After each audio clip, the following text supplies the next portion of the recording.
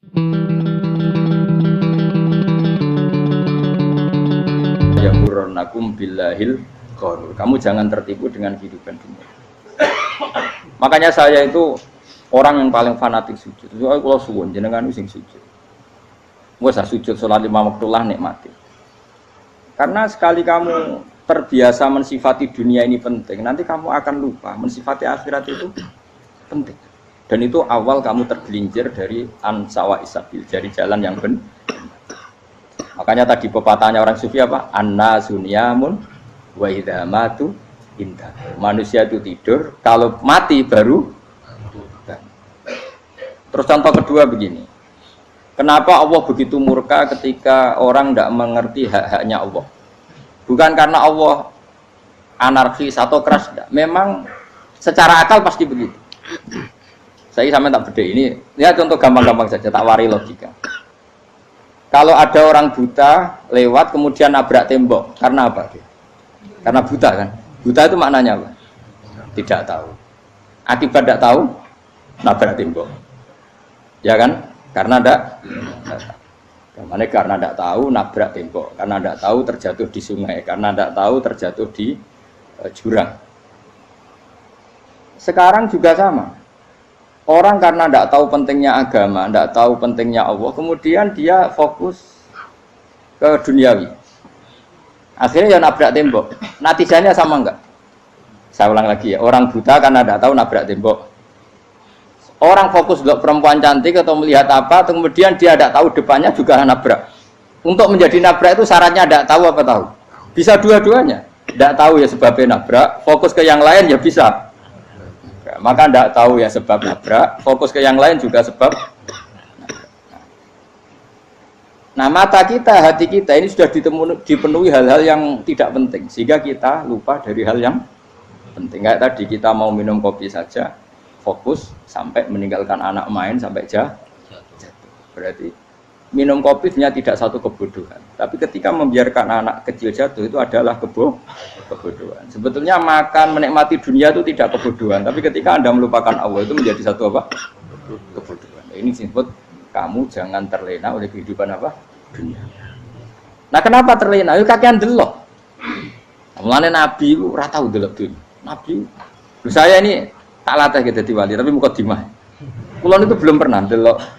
Saya pernah punya kakak wakil bupati, punya teman gubernur banyak tuh. Kalau delok susu rawani sih, mereka khawatir seneng. Nabi itu pernah, Nabi itu jenenge manusia pernah lewat gitu.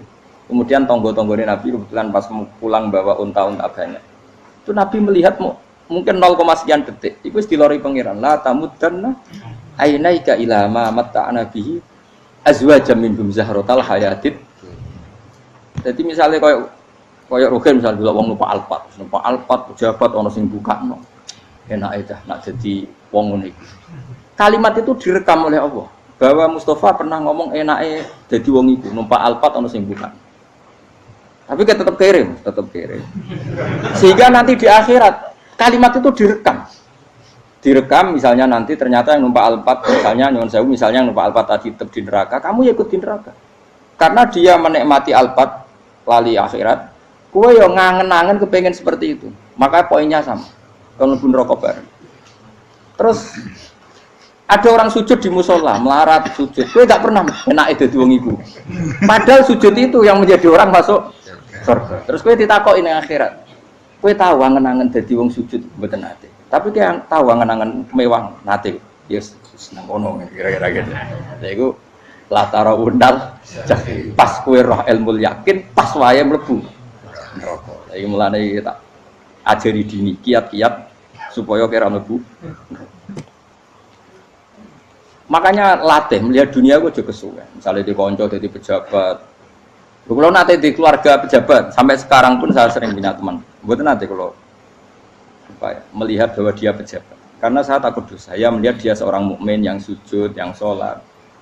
Saya bodoh sekali kalau melihat dia pejabat. Karena itu tidak ada artinya di akhirat. Saya sampai sekarang yang saya melihat presiden orang yang mukmin, sehingga saya harus hormat. Saya melihat bupati orang yang mukmin, sehingga saya harus hormat. Melihat sampean ini wong sing mukmin, malah gue jalalan barang ini sudah mukmin plus. Jadi rasa tiga kartu pinter gue jalalan. Jalalan gudul bisa gaya bisa. Gudul lu ora ono maknane. Oh anu gak angger wong iso maca kitab apa? Gundul. Jos lah. Jadi saya ulang lagi ya. Makanya saya itu nanti kalau sampean alim sudah kayak saya, itu pasti nggak bisa nggak kagum sama sahabat. Sahabat itu, apalagi Rasulullah ya tentu. Sahabat dulu aja yang gampang ditiru. Sayyidina Umar ketika ditusuk oleh siapa? Abu Lu'lu' siapa? Al-Majusi. Abu Lu'lu' itu seorang Majusi. Dan Umar itu orang pendendam. Dia orang pendendam. Tapi tentu karena dia orang baik, ya pendendamnya hal-hal yang baik. Coba kalau kamu ditusuk orang itu dendam nggak? Kira-kira sebagai manusia kan dendam. Itu tanyanya begini sama yang ya terus sekarang orang dekatnya. Yang bunuh saya tadi siapa? Itu Abu Lu'lu' Al-Majusi, Hulamul Muhirah. Dia budaknya Muhirah. Majusi, iya ya Umar. Dia sudah mau mati. Itu ngendikan gini, sama siapa otaknya?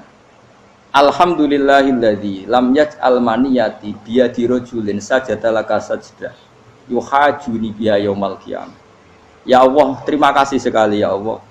Engkau mentakdirkan saya dibunuh oleh orang yang enggak pernah sujud. Kalau saja dia pernah sujud, maka dia berhak menuntut saya dengan sujudnya untuk masuk surga. Artinya gini, kalau dia ditusuk orang yang pernah sujud, misalnya Sayyidina Umar kok ditusuk oleh Ruhin, kemudian Umar masuk Ruhin masuk neraka, aku tetap pedih Gusti. Isowai sujudnya dia menjadikan enggak berhak masuk neraka. Artinya Umar sangat hormatnya pada sujud itu dia enggak berani. Jadi kira-kira kok Umar sujud kowe iku kira-kira rawani maksudno anak kowe mlebu neraka. Piye-piye di kekuatan sujud yang mempotensikan tetap dia masuk surga. Makanya dia seneng, dendamnya kesampaian. Syukurlah nek sing mateni aku ora tau sujud. Jadi tak patut nang neraka langsung gludeng ngene kira-kira gitu. Saking hormatnya ambek sing jenenge sujud. Tapi kita sekarang enggak. Rawong ning musala sujud, ya jeneng wong nganggur. Otak kita ini sudah PKI lah kamu. PKI halus. PKI yang tanpa kartu, paham? Makanya Allah kalau muji sujud, enggak sampean tak latih supaya baca Quran yang benar. Kayak apa Allah bikin Ka'bah? Kayak apa mulianya Ka'bah? Itu dibikin Allah untuk apa? Lil akifina wa sa'atusai warruka'is sujud, dan untuk orang-orang rukuk dan sujud. Ketika Allah menurunkan rezeki di bumi dan di langit, itu perhitungannya Allah mau sitok asli. Rabbana liyuqimus shalah faj'al afidatan minan nas tahwi ilaihim warzuqhum minas sama. Gusti, ben nak sujud ku kuat. Piye-piye menungso nak ramangan ra kuat. Nak is kuat dia tenaga yo ben sujud. Liyuqimus shalah. Ketika Allah muji orang baik atau ibunal abidunal hamidunas saihuna satruse arraqiunas sajid. Yang rukuk yang sujud. Karena tadi ketika nanti Anda di akhirat, kenangan terbaik Anda di dunia itu hanya sujud. Liane itu coba misalnya kena akhirat terus video disetel sih. Pas kongkoi-kongkoi ini perapatan. Bariku nglamonem disetel. Beda di pegawai negeri. Ngayal gajine sakmene, engko sakmene nggo wayo. Wan terekam kabeh. Oh ora sini-sini wong. Terus tokoh idola sing duwe wadah sing tumpakane Alfa di sekretaris saya. Iku mbok neng utekem iku berpuluh-puluh tahun. Dan itu jumlahnya poinnya misalnya 100.000. Bareng idol anu Kanjeng Nabi mau 10%, cuma gayanya mau sholawat. Tapi sebetulnya agak tahu bayang no ahli ini miskinan, Mbak Amit nih miskinan. Gayanya mau sholawat tapi pakai orang tahu kepengen melarat koyok. Itu direkam. Makanya dari Habib sing alim-alim niku almar'u ma'aman ahabba hada targhib wa tarhib. Kita ini kan sering dimotivasi mubalek. Mubalek itu kan saya naik dewe nang. Pokoknya seneng Nabi swarga. Dari Habib sing alim nak ngritik, masalahnya dewe mu almar'u ma'aman ahabba. Wong dibarno wong sing diseneng. Apa kamu bisa menjamin seneng Nabi saudure seneng wong-wong itu? Jangan-jangan kita lebih berkeinginan seperti orang tertentu yang kaya raya, yang terkenal, yang hebat. Meskipun kowe oleh sana muni seneng Kanjeng Nabi. Jangan-jangan status cinta kita terbukti ke orang itu. Iya toh, misalnya gambarnya pasang neng kamar, wah, partai, uang, kuasa. Terus, kue nyumbang masjid nyuwun sewu mau 50.000, tapi bareng nyumbang untuk kemenangan orang itu 10 juta. Nyebut uang itu satu hari 100 kali, nyebut Nabi benda sholat. Bareng dihitung, dipoling mbek malaikat, disurvei buat dipoling orang pokoknya. Dengan cara begini status senangnya orang ini ke siapa?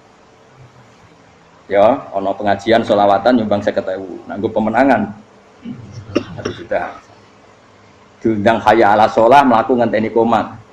Tapi nak diundang acara kampanye teko ngarep sedurunge 2 jam. Dari sekian di polling, terus kadar cintamu ke siapa coba? Dari sekian indikator misal cara polling. Jangan-jangan diputuskan lebih seneng ke itu. Ya sudah almarhum aman. Apa? Makanya kata orang-orang alim almarhum apa? Orang itu terserah disenangi. Masalahnya kita tidak ada jaminan lebih seneng Nabi. Ya ora ono jaminan ya saya sampean misale.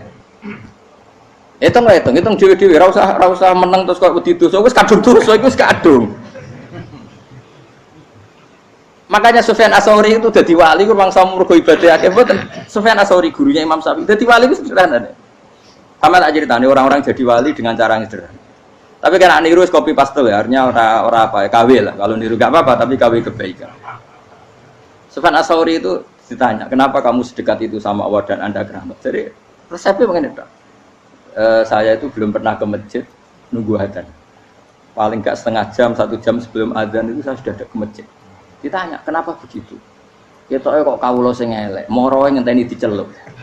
Wis ngerti nek wayahe yak ngono iku Allah nyeluk. Misale saya punya candalem atau saya punya karyawan, tiap jam 8 itu buka toko. Nah, bayangno itu juga. Saya punya karyawan tiap jam 8 tugasnya buka. Selalu buka tokonya ngenteni tak panggil. Hen, toko buka, siap. Tapi besok ya ngono lagi, Hen jam 8 buka, siap. Tiap hari gitu, kira-kira kendaraan karyawan itu goblok apa sopan? Kira-kira enggak jawab deh. Goblok kritik jauh. Nah, Sufyan Ats-Tsauri tidak mau gitu. Wong wis ngerti nek Allah ya mono wayahe manggil. Dadi ya anggere jam 8 wis ning kono. Dadi nek Allah hayya ala sholah pun Gusti. Hayya ala sholah pun penting mriki. Itu sudah dadi wali. Oh, itu saya buat tiru tapi KW lho, enggak masalah, tapi ini kan resep no. Lho mangkel lo gak kira-kira. Ono karyawan tiap jam 8 pun buka toko. Selalu marane ngenteni di panggil. Jadi wali dulu tuh punya cara muamalah sama Allah tuh luar biasa. Ya ora usah mbok tiru terus kemen dadi wali wis ra iso kadung salah. Biasa wae. Aku lah nganti saiki ya biasa wae. Aku mau masjid ngenteni mek komat ya biasa wae. Tapi aku kan iso dadi wali lewat jalur liya lah aku ya. Jalurku kan akeh. Mulang ya mari wali, sabar ning coba ya mari wali. Jane ana jalur fikir ya mari wali kan. Tapi kan loro, fikir loro.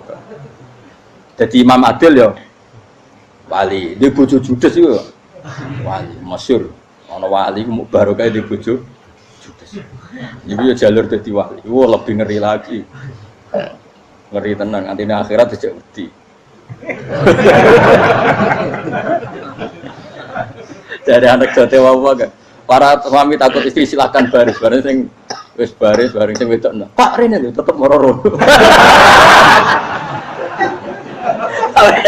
Waktu bojo kegawangan ini akhirat bahaya, you know. Yes. Bahaya mesti bojo nganti kegawan apa? Teng akhirat. Masyhur jadi cerita-cerita wali wis. Ya saya ulang lagi ya. Latih, meskipun dari kecil latih. Makanya kamu tahu kenapa Quran itu kalau ngendikan sujud kayak gitu spesial. Balillah fa'bud wa kum minas syakirin. Jadi meskipun kita di dunia umumnya orang saya makan, saya minum. Saya juga punya istri, punya keluarga, punya apa. Tapi saya belum pernah melihat anak saya itu sebagai anak saya. Saya kalau melihat anak saya ini teman sujud saya, nanti yang meneruskan sujud saya. Saya tenan kulon bolak-balik ditanya istri saya dan agak-agak marah. Gus Pak, kenapa kamu hormat sama anak sampai gitu? Kalau nanti manja gimana? Kalau terlalu manja, saya bilang itu udah anak saya. Itu nanti yang meneruskan sujud saya, meneruskan rukuk saya. Saya nanti pasti mati dan saya butuh di bumi selalu ada yang sujud sama Allah. Dan itu yang paling dalam otoritas saya itu anak saya. Orang lain itu enggak dalam otoritas saya. Jika kita melihat anak itu ini penerus sujud saya, penerus rukuk saya. Kita enggak sudah duniawi sekali. Rumah tanah anak tua ben di rumah. Kapitalistik. PKI lah pikirannya yang ngono, Cina yang ngono. Wong fasek-fasek ning dalan yang ngono. Kowe nggawa jalalan ngalor itu percaya ngono. Jadi dulu itu kalau para nabi donga fahab li milladunka waliya yarithuni wa yarithu min ali Yakub, seorang turunan yang meneruskan tradisi sujud, tradisi. Sehingga ulama-ulama dulu kalau ndongakno anake ya min ahli sujud, wa min ahli Quran, wa min ahli sunnah napa? Gak apa-apa, kowe seneng donya gak apa-apa. Ora usah tak warai wis seneng dhisik. Paham? Dadi ora usah. Ora usah cara Gus Bak ra apa-apa. Ora usah tak arani ra apa-apa wis mbok lakoni. Makanya kula suwun sangat. Sujud itu luar biasa. Nanti kamu di akhirat kenangan terbaik Anda di dunia adalah pernah apa? Sujud. Bayangkan kalau itu jadi orientasi Anda. Anda berpolitik, cek melok partai Gerindra, cek Golkar, cek PDI supaya jadi penyuara sujud tidak dilarang di Indonesia. Karena umat Islam mayoritas, saking mayoritasnya sampai pejabat rasolat rawani, pejabat rasolat bakal dipilih. Itu berarti kamu berpolitik niat bikin satu pressure supaya standar orang benar adalah sing nopo sujud itu ya benar. Kok yang kaya kerja biar bisa beli tanah untuk masjid, yang orang miskin ikut menopang supaya masjid itu berdiri. Semuanya orientasinya menuju apa? Sujud. Jadi tidak sujud itu harus jadi wong khusuk sing goblok terus sujud terus. Tahu-tahu negara dikuasai komunis misalnya, terus akhirnya sujud dilarang. Termasuk menciptakan satu suasana Islami di negara ini juga berarti menciptakan keberlangsungan sujud. Karena dengan suasana Islami berarti sujud tidak dilarang, bahkan dianjurkan dan sebagainya. Ini penting saya katakan karena kalau tidak diingatkan ruwet. Nabi itu pernah punya anak dalam. Anak dalam itu setelah mau boyong terus santri itu ditanya, kamu minta apa sama saya? Ya Rasulullah kasih waktu 1-2 hari mau saya pikir. Karena yang menanyakan orang yang sayyidul awalin wal akhirin setelah sekian 2 hari, minta apa kamu? Jaluannya gak tanggung-tanggung. As'aluka murafaqataka fil jannah. Saya minta jadi temanmu di surga. Oh Nabi kaget tuh. Kok kalian diwarai wong? Mboten enten sing mati. Nabi kok Nabi diwarai wong ndak ya Rasul. Terus kenapa kamu minta itu? Kata tadi kalau saya minta dunia itu nanti zailah, dunia itu pasti hilang, faniyah pasti hilang. Maka yang abadi adalah saya jadi temanmu di surga. Tapi apa kata Rasulullah Jabir? Fa'inni ala nafsika bikasrotis sujud. Ya sudah kamu bantu saya, kamu memperbanyak sujud. Kayak apa? Nabi pun mintanya fa'inni ala nafsika bikasrotis sujud. Saya bantu untuk menolong diri kamu, kamu memperbanyak apa? Makanya di pertama surat turun itu ada wasjud, kamu bersujud dan kemudian mendekatlah kepada Allah. Tapi sekarang enggak, karena kita kena hijab duniawi, mitra penting, semuanya penting dan semuanya penting itu makna di hati kamu adalah hadun. Bahkan ngidolakno kiai perkara hadun nafsu, wae nak dadi kiai gede. Wah, teko ditolak al-badru. Wale napu widato MC ne muni Saiful Fadilah wal Karomah, mbah sauni-unine MC. Baru disangoni dihormat. Tekan muji ulama wae dari segi dunia. Ya, baru bisa wayo akeh macam-macam. Utek nek selek, tekan muji ulama wis dari segi. Makanya saya ini termasuk ulama. Kalau kan saya ngebes biasa. Kalau jarang kerso di panggungnya seneng dulu. Supaya semua ulama udah dipandang secara apa? Dunia. Saya sampai sekarang ngedus anak kula biasa. Teng pasar gitu biasa. Kalau marung teng pasar mangan gitu biasa. Nak seneng kula ben atas nama wong alim karena apa? Kalau kita terlalu menikmati dunia, lama-lama orang seneng ulama juga dari sisi dunia. Keren dadi kiai teko disualami dicucupi munggah. Ya enggak apa-apa itu enggak dosa sebenarnya, tapi takut saya utek elek-elek ini ngidolakno perkara duniawi, show-nya itu lho, Pak. Jadi ngene tak pikir teko ngaji bar wis warmu paham karepmu ora karepmu. Mulan ngarep ngaji karepmu. Mesti rugi kowe ya, aku tenang ae aku. Ben orang itu latihan ikhlas, napa? Latihan. Kalau kadang gitu protes be tiang-tiang. Gus, jenengan sekali-kali nak tidak tak derekno ke umum. Aku itu tidak mengharamkan itu, menaik kalau dereng tua. Dereng haji malah turun, topa menaik. Dalane ra roh dereng kiai malah ngel-ngel. Ngurusin tahu tak kon derek nang kota, tak kon sepeda motor kan terno ning gone Malibu. Dalane ora malah yo nerang. Lha kene dalan akhirat ora roh donya ora roh. Lah tak kowe wong ijo urip. Dalan donya ora roh, dalan akhirat ora mbok roh iku apa. Repot. Jadi kenapa saya tidak mau, bukannya menolak, saya senang kalau kiai-kiai terhormat, senang sekali. Saya senang kalau ada ulama dihormati, karena supaya jadi tradisi ulama itu terhormat. Tapi jangan semua ulama mau dihormati, nanti lama-lama jadi siklus. tekan mencintai kiai saja karena fasilitas.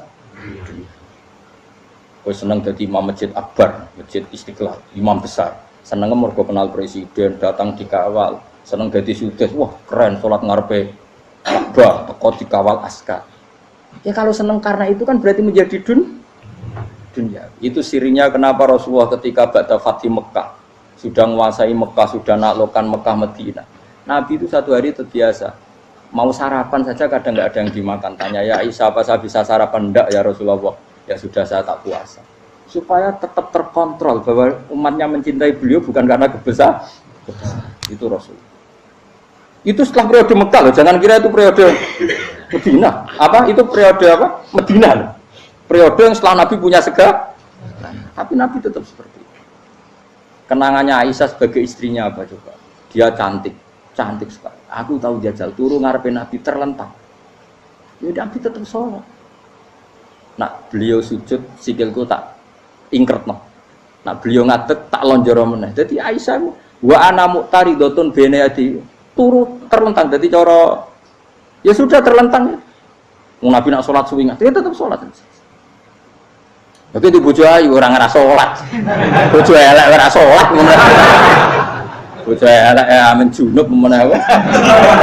Wis ora kena go contoh kasus wis wong kasus.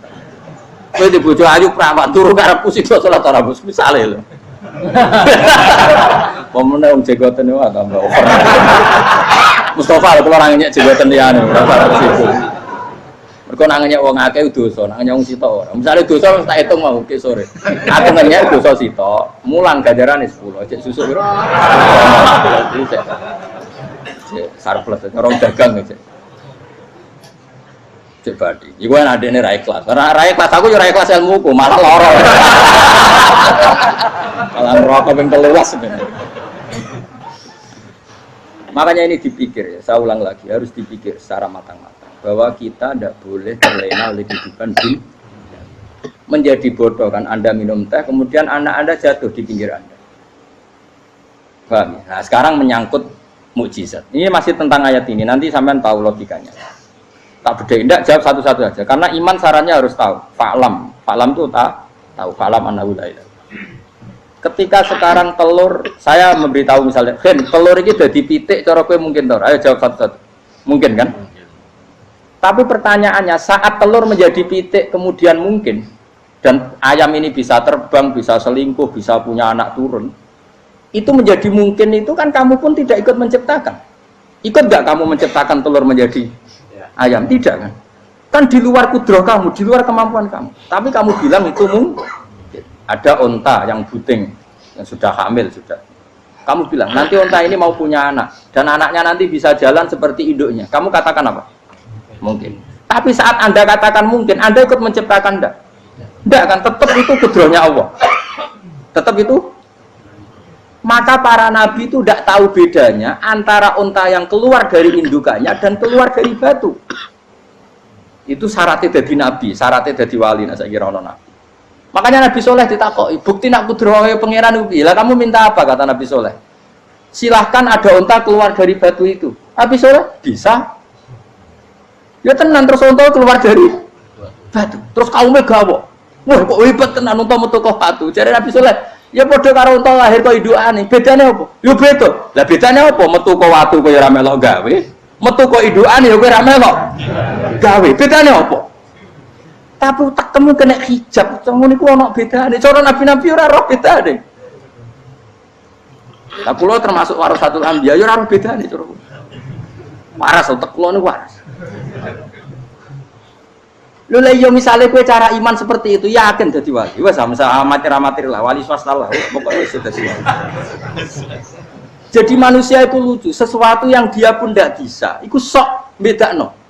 Kalau telur menjadi ayam mungkin. Sapi keluar dari indukan mungkin, biji padi menjadi padi besar mungkin, tapi nak watu kok jadi biji padi mukhal. Lo saat yang dikatakan mungkin itu apakah manusia ikut memberi? Tidak kan? Ikut menciptakan? Harusnya kan dia bilang, yo aku menyaksikan itu karena ada kekuatan X yang menciptakan itu. Harusnya dia kalau mau konsisten kan, Saya tidak bisa menciptakan telur jadi ayam, tapi ada kekuatan lain yang menciptakan, dan saya tidak bisa. Jadi telur keluar dari ayam ya kita tidak bisa menciptakan, sapi keluar dari induan ya kita tidak bisa menciptakan, termasuk untanya Nabi Soleh yang keluar dari batu besar kita. Makanya semua Nabi itu tidak tahu bedanya, itu bedanya Nabi sama enggak Nabi. Makanya Nabi itu tenang ya, masyhur. Ketika perang Khandaq, Nabi itu kelaparan. Kemudian Jabir datang, ya Rasulullah, istri saya menyiapkan makanan untuk orang 6, karena kambingnya hanya kecil. Maka hanya orang 6 saja yang kau boleh datang ke situ. Tapi Rasulullah dengan santainya, ya ahlal Khandaq. Padahal yang ngeduk Khandaq itu sekitar 3.000, ya ahlal Khandaq. Halumu ilayya, yuk ke Jabir, karena Jabir sona atau aman, bikin makanan untuk kalian. Itu 3.000 orang. Wah, Jabir dimaki-maki sama, sudah bilang untuk orang 6 Nabi, ya apa-apaan orang banyak, itu mesti tidak cukup, kita mana. Nabi santai, bilang ke istri kamu, Jabir jangan buka makanan itu kecuali saya. Ya, makanya Nabi matur pengiran, Gusti ini cukupkan untuk orang banyak. Sama Allah di ACC ya terus cukup. Karena bagi Nabi, Nabi tahu betul. Sekarang ketika beras menjadi beras, apa dalam kudrah kamu, dalam kemampuan kamu? Enggak kan? Ketika sistem tubuh kita makan kemudian jadi kenyang, apa dalam kemampuan kamu? Kue muni mangan maknane sego bolebokno mulut, terus kue darani punya kemampuan makan. Apa setelah itu kamu mengendalikan sistem saraf kita, sistem urat kita? Enggak kan? Jadi Nabi ora roh bedane, justru itu jadi Nabi. Karena dia enggak pernah terjebak, Nabi enggak pernah terjebak oleh yang dili. Makanya cara pangeran wa ma min dabatin fil ardi wala ta'iri yatiru bi janahihi illa umamun amsalukum. Ketika orang kafir minta bukti kudrohe Allah iku apa? Kayaknya Nabi itu didono manuk. Lah manuk terbang bukti kudrohe Allah. Ya biasa mat manuk terbang, wis suwe nak manuk terbang. Bukti kudrohe ning ndi? Iku tekek wis emper. Lha bukti kudrohe ya kowe ora iso gawe kan? Tapi maksudnya wong kafir bukti kudrohe pangeran ku gawe unta kok watu. Lah bedane apa mau hale unta kok watu ambek kok indukane? Bedane apa jajan? Wong ibuke unta ya ngrasa gawe. Apa ibuke unta bisa menciptakan anakan unta? Kan tidak bisa juga. Manusia juga ada. Jadi itu wis cukup jadi kudrohe. Tapi manusia angger barang sering terjadi darani mungkin. Maknane mungkin dekne sing nentukan mungkin atau tidak. Padahal zaman mungkin pun dia tidak ikut menciptakan. Ini eling. Makanya itu kenapa Allah akhirnya bikin mukjizat supaya orang itu ingat kedahsyatan kudrohe Allah. Sebetulnya mukjizat itu tidak penting. Maksudnya tidak penting tadi untuk iman sebetulnya tidak perlu mukjizat. Makanya ketika Rasulullah SAW ingin nuruti mukjizat yang diminta orang kafir, Allah malah ngelingno inna fi khalqis samawati wal ardi wakhtilafil laili wan nar. Sajane ana langit, bumi, ada lautan, ada apa sudah bukti kudrohe. Nah sekarang mukjizat kok ngenteni unta keluar dari apa tadi? Batu, ngenteni Nabi Soleh. Lautan merah di sebelah tongkatnya Nabi Musa terus terbelah. Itu dari mukjizat. Kalau itu maknanya mukjizat karena manusia tidak mampu, apa manusia mampu bikin lautan? Kan tidak mampu juga. Kenapa itu tidak dikatakan mukjizat? Lagi-lagi karena wis kena mataul huruf. Paham jelas ya? Makanya kata Allah, saiki wong ora percaya hari kebangkitan. Alasannya masa manusia jadi tanah menjadi manusia? Memangnya manusia yang sekarang hidup itu dari apa coba? Sengke nado melok pilek, pilpres, melok dukung mendukung itu memangnya dari apa coba? Dari tanah kan? Mestinya hari kebangkitan sejati ya sekarang ini orang-orang dari tanah sekarang berkeliaran ini ono sugo jalalan ngalor ngidul maknani. Iku yo kok lemah. Kemudian setelah jadi tanah mati, orang engkar. Wah ini nggak mungkin jadi manusia lagi. Padahal zaman sekarang jadi manusia itu karena kudrohnya manusia apa karena Allah? Karena Allah. Dan manusia sekarang dari tanah apa enggak? Dari tanah. Harusnya ya berpikir seperti itu. Kalau kudrohnya Allah bisa menjadikan manusia sebanyak ini dari tanah, tentu Allah tetap mampu nanti setelah jadi tanah menjadi manusia. Itu malah kula nu wedi urip nggih wedi tenan. Karena tadi dari hidup menjadi tidak tahu. Annasun wa idza matu tidak tahu. Kita semua punya tidur setelah mati baru bangun. Karena baru tersadar. Makanya analogi itu penting, kias itu penting. Ya saya beri contoh berkali-kali saya menyontohkan. Sampean tak warai hujah ulama. Nanti pasti sampean taslim itu pasti nyerah. Kalau kamu disebut jeleknya oleh orang lain, kamu mangkel nggak? Mangkel kan? Itu Imam Ghazali gini, kamu tak kasih resep supaya kalau ada orang mengingatkan kejelekan kamu itu tidak mangkel. Apa itu resepnya? Misalnya gini, di baju saya ini, inna fi thawbika akroban wa hayatan. Di baju kamu itu ada kalajengking yang berbisa atau ada ular yang berbisa. Ada orang mengingatkan itu. Kamu terima kasih apa enggak? Terima kasih. Karena ada sesuatu yang bahaya di diri kamu, diingatkan, dan karena diingatkan itu Anda terus bisa menghilangkan sesuatu yang bahaya tadi. Sekarang kamu punya sifat hasud, sifat dengki, sifat riya, sifat-sifat yang buruk. Itu sesuatu yang mencelakakan kamu di akhirat. Kemudian ada orang mengingatkan itu, harusnya kan kamu matur nuwun karena sifat yang buruk kamu diingatkan, kemudian kamu berusaha Wong diingatkan ada kalajengking yang hanya madorot di badan kamu saja kamu terima kasih. Ini diingatkan ada hasud dengki yang madorotnya dunia akhir, kamu tidak terima kasih. Jadi itu ulama dulu. Jadi kalau bikin hujah itu gampang sekali. Jika ulama dulu kalau berdebat kemudian diingatkan temannya, kalau dia salah misalnya, itu ya tenang saja. Karena mereka cukup punya akal, punya analogi untuk nganggap itu biasa. Kayak diingatkan ada kalajengking di tubuh kamu. Kamu matur nuwun enggak sama ingatkan? Tadi saya ngaji sore, ngaji di sini cerita. Kila itu Imam Ahmad. Itu mudah mereka iman sama Allah dan Rasul. Maka yu'minu billahi wal yaumil akhir falyukrim apa? Jaru. Kalau kamu iman sama Allah dan Rasul maka muliakan tetangga. Itu ada seorang ulama dipanggil tetangganya, ayo ke rumah saya. Setelah sampai, dah pulang saya tidak jadi butuh. Sampai di rumahnya dipanggil lagi. Ke situ lagi, dah pulang lagi saya sampai 3 kali. Itu si ulamanya senyum-senyum santai. Ketika pemuda tadi insaf dan minta maaf, kenapa Pak Ulama kamu kok tenang saja? Jawabannya enggak. Kata Rasulullah, saya disuruh hormat tetangga. Saya senang sekali bisa melakukan perintah Rasulullah. Jadi saya nurut kamu itu tidak ada urusannya dengan kamu karena perintahnya Rasulullah. Nangis pemuda tadi. Kalau kita kan enggak, gengsi dong, giambar. Ini kan kita gayanya mulai sunnah Rasul tapi uteknya jihadun nafs. Nah kalau kamu sudah gitu, tak daftar jadi wali, mbok KPU-ne oleh nyetujui mbok kapan roh nanti. Daftar. Saya ulang lagi, jadi kamu harus terbiasa dengan kias yang diajarkan Quran ya. Jadi ketika bibijian jadi pohon besar, itu pun kamu katakan mungkin. Padahal ketika kamu katakan mungkin, kamu pun tidak ikut menumbuhkan bibijian jadi pohon asam yang besar. Itu menunjukkan kudrohnya Allah. Artinya sebetulnya kamu hidup semuanya itu hanya menyaksikan kudrohnya Allah tanpa kamu memberi kontribusi. Kenapa kamu yang menentukan mohal dan tidak mau? Harusnya mau taslim menyerahkan diri nak kabeh mau nyekseni kekuasaane Allah. Itu sing dimaksud Quran apa ya tanazzalul amru bainahunna lita'lamu annallaha ala kulli syai'in qadir wa annallaha qad ahata bi kulli syai'in ilma. Alam raya dibikin variasi kayak gini mau tujuannya Allah supaya kalian menyaksikan kemampuannya.